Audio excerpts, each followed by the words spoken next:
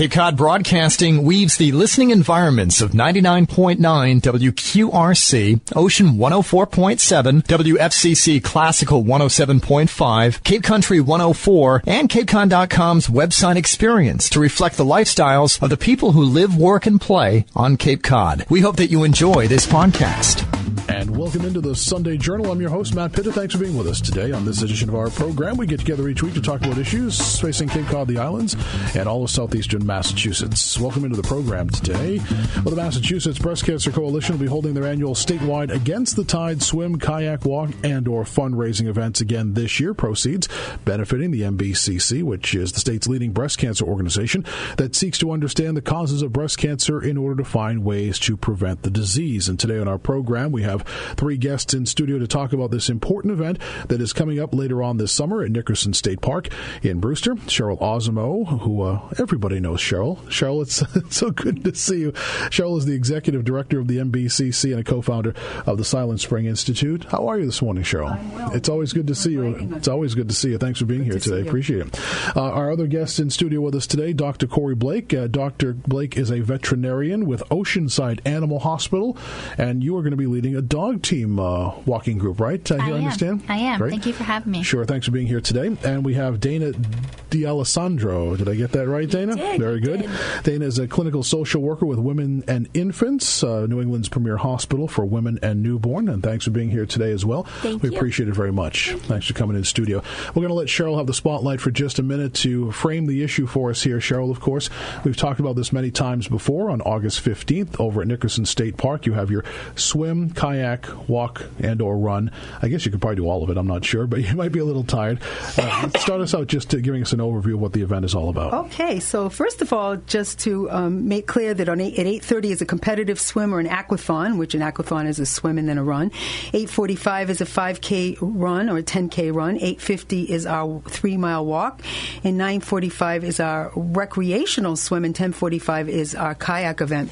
You know, about 16 years ago, we came together and decided that it would be a good idea, since breast cancer rates are higher than the national average here on Cape Cod, that we would pull together a really impressive event to bring families together, to enjoy ourselves on the beach, and at the same time to support our goal towards prevention. We've been doing this event for the past 23 years in Hopkinton, and we decided to do the same family-friendly and inspirational event here on Cape Cod, which brings people from all demographics together with one goal in mind: breast cancer prevention. So the idea here is put together an event that's family-friendly. You can have some fun. I've been to this event many times, and it's a nice morning event in a great location down there in Brewster. Absolutely. Flax Pond is beautiful at Nickerson State Park. So what should people be thinking about? You at this point in the season, you need people to be thinking about putting teams together, getting folks together to donate. What should people be thinking about at this point? People can certainly participate as an individual, or they can do like Dr. Corey Blake did, owner of Oceanside Animal Hospital in Sandwich. She pulled together a dog walk team.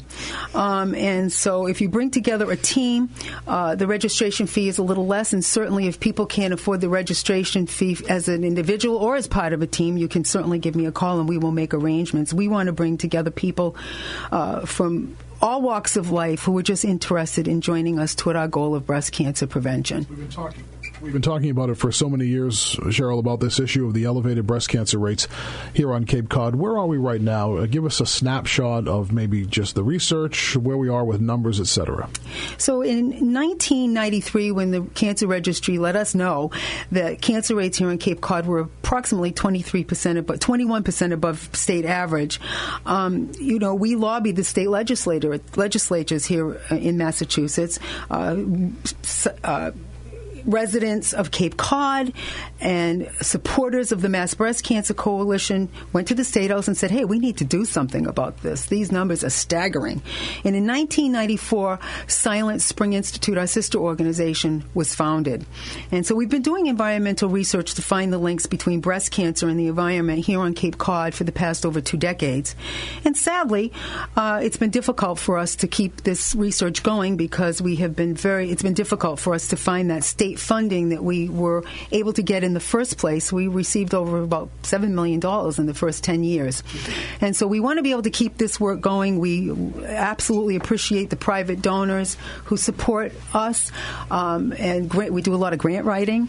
And the Massachusetts Breast Cancer Coalition role as a sister organization to Silent Spring Institute is to provide the citizens of Massachusetts, and nationally, I must say that this work goes beyond Massachusetts, with the educational component to understand what we're faced with, what it is we must do to change the legacy of breast cancer for future generations. Education, advocacy, and to change public policy. Do you feel as though every year it's a fight? Every year you go to the State House and you basically try to give them your message of what you're doing with Silent Spring and the research, and every year it seems like it's a tug of war, right? What's going on up there? I think it's interesting to note that, after the first 10 years of doing this type of research, we really found that as we began to find results. We did that wonderful household exposure study where we went into approximately 120 homes of women with and without breast cancer. We tested air, dust, and urine. And we found many, many chemicals. And one of the chemicals we found that we didn't expect to find was tris. And so I think that it's scary to people.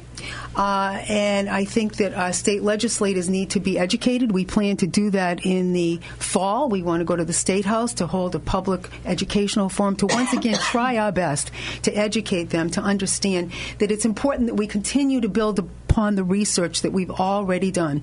Silent Spring Institute has become known nationally. We work with the National Institute of Environmental Health Sciences. We work with NIH, NCI. They truly do respect our work. They've proven that to be true. We need our local legislators, our state senator, to support us as well. Cheryl, let me bring in our other guests into the conversation now. We'll start out with Dr. Blake. Dr. Corey Blake is a veterinarian with Oceanside Animal Hospital in Sandwich. Yes. Doctor. And so tell me about your decision to get involved, why you and your organization, your firm is getting involved in this with this dog walk team. Well, I think there's two main reasons for that. The first is that, we have so many friends and family that have been touched by breast cancer. And I think that, one of the things that we see as support for them that has been tried and true, at least in our experience, is their pets. They've been there for them. They've been there and supported them when they haven't had anybody else home with them, when they've been going through chemo, et cetera. And I think for so many people, they really help to be one of the rocks that they can help through recovery. Mm-hmm. And so we thought it might be great for them to be able to come out with their pets and show that support for the Breast Cancer Coalition. Have you guys been involved in this before? We haven't. This is actually the first year. Cheryl had spoken to me about it, and I thought it was a great opportunity to get involved. And I think another thing that we don't really think about is that there are lots of diseases that dogs and cats and other species get that humans get too. Mm-hmm. So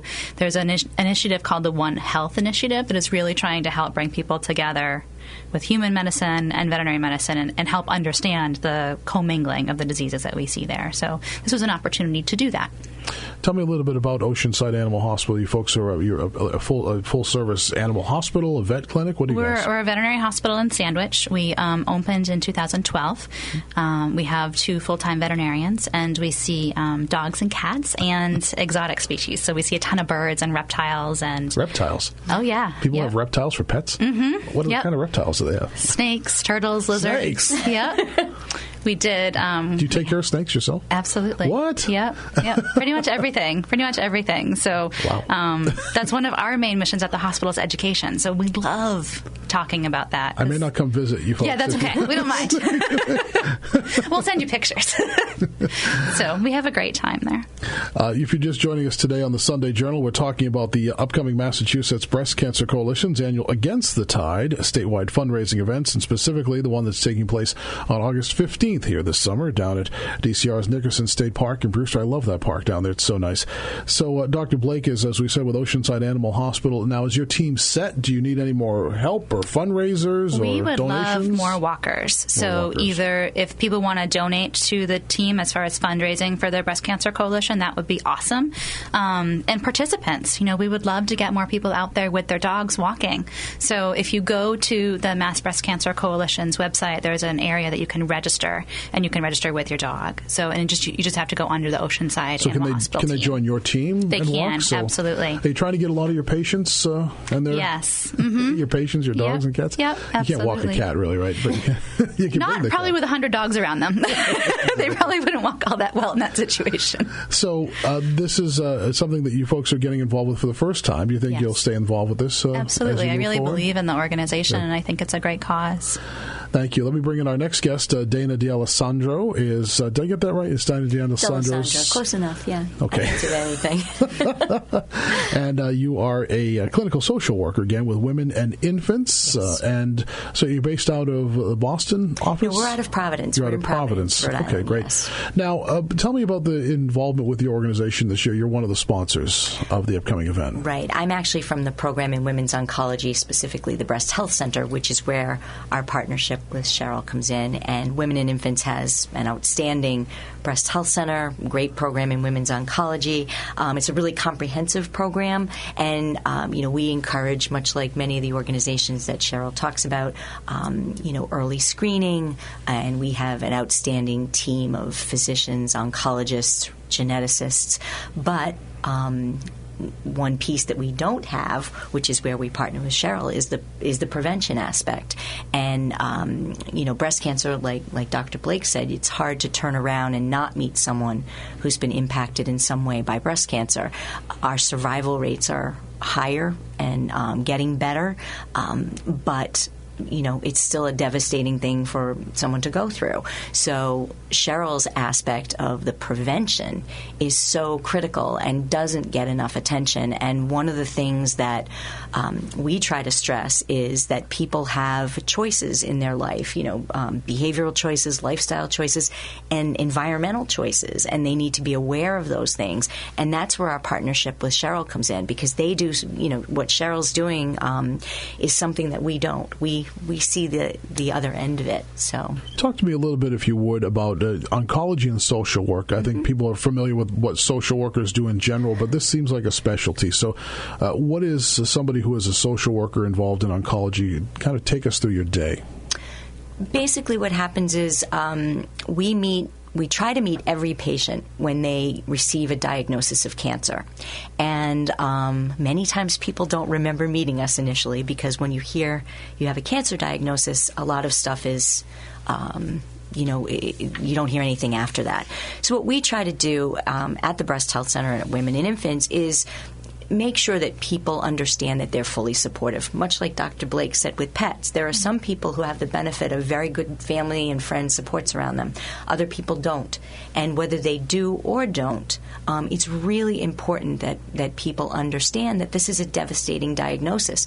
We will get you through, and medically, we will get you through. Mm-hmm. But there's an emotional component to breast cancer, both going through it and in the after effect, that's really important that women be supported and men be supported through. When that diagnosis comes in, obviously you want to be taking care of the needs of the person who's received the diagnosis, but it's also an emotional time for the family. So do you try to integrate that care that you provide with the family members as well and try to make it a family unit of counseling, if you will? Absolutely. That's a really good point. We have someone on our staff who specializes in working with children of patients, and she'll meet with children individually. She has a great support group for children of patients. I work with couples because a lot of times, the caregivers are put in a tough spot. They want to be the cheerleaders, they want to be supportive, but they have their own set of fears surrounding a diagnosis and having someone that they love go through cancer treatment. As you said, that first moment of diagnosis, I've gone through it in my family. I've lost family members to cancer, but that moment when you learn it, you literally the air goes out of your lungs. You just have that moment when you really don't know what's going on. Right. How do you kind of counsel people that there are treatments, there's ways through here? It's not a death sentence. We can get you through this. What are some of the first things you tell somebody? One of the things that I've seen over the years that I've worked there is, we can tell people you have a really good prognosis. You have a great, we're gonna get you through this. It's not going to impact your normal lifespan. But until they believe that themselves, they feel exactly like you said. And it is, I always say it's like getting hit with a 2x4. And what we try to do is just normalize those feelings of fear and anxiety and explain to people that if you feel like you're on an emotional roller coaster, that's very normal. It doesn't mean you're crazy. It will even out. The more information you gain, the better your knowledge about what's around you, about both support-wise, programmatic-wise, and in your environment. The better you can be as far as an advocate for yourself. You gain strength from that. And like I said, it's hard because we see people get through it successfully all the time, but it's a lot of very sincere, intense support, and we try to have each patient that comes in feel like they're an individual and we understand their needs, their family needs, and we're going to do everything we can to help whatever they need on that front. Today on the Sunday Journal, we're talking about the Mass Breast Cancer Coalition's annual Against the Tide statewide fundraising event. This one specifically for Cape Cod on August 15th at Nickerson State Park in Brewster. Cheryl, I'm going to go back to you in the final moments we have left today. Tell us kind of where we are, just research-wise, what is coming up for Silent Spring and mass breast cancer over the next couple of weeks and months. What's on the horizon? Well, first of all, I'd like to thank both Dr. Corey Blake and Dana from Women and Infants Hospital. Women and Infants Hospital does have a satellite office here in Hyannis in the McNabb building. I wanted to mention that. And they have on a couple of occasions hosted the Mass Breast Cancer Coalition's Let's Talk Prevention Tour, which is a medical tour with a booklet for physicians to help their patients to understand what they can do to minimize their exposure to chemicals. And we also have the brochures for patients in a number of different languages. So I thank you very much from Women and Infants Hospital for that. And Dr. Corey Blake for understanding the importance of this, and to just say that, dogs are often diagnosed with breast cancer as well. Really? Absolutely. So just as far as Silent Spring Institute goes, I'd like to bring Dr. Shader in again to meet with you, to share with some of the projects that we're working on and some exciting new research that's upon the horizon. But again, a lot of this depends on funding. So, and as far as the Mass Breast Cancer Coalition goes, we're moving that tour across Massachusetts. We presently have our Let's Talk Prevention Tour in about 6 different locations in hospitals, medical centers, colleges, universities. And we're moving that along and hope to, in 2016, to begin a new tour project we're working on for schools, for teachers and students. So, and finally, Cheryl, let's get the information out again, how people can get involved with the event, with the walk, with the swim, with the kayak, the run. You can do it all. Right. You can participate in 1, 2, or 3 of the 5 events. Okay. And you can go to mbcc.org/swim. Again, that is mbcc.org/swim, or you can give us a call at our toll-free number, 1-800-649-6222. And we'd love to have people join us. We'd love to see a lot of families join us on the beach with their pets. Sounds good. Cheryl Osmo, thanks so much for being with us. Thank you. Always, pleasure to see you. And it's also a pleasure to meet Dr. Corey Blake. Dr. Blake, thanks for being here today. Thank you for having me. And Dana D'Alessandro from Women and Infants. Dana, thanks so much for being here. Appreciate it very much. And thanks for being with us today on this segment of the Sunday Journal. I'm your host, Matt Pitta.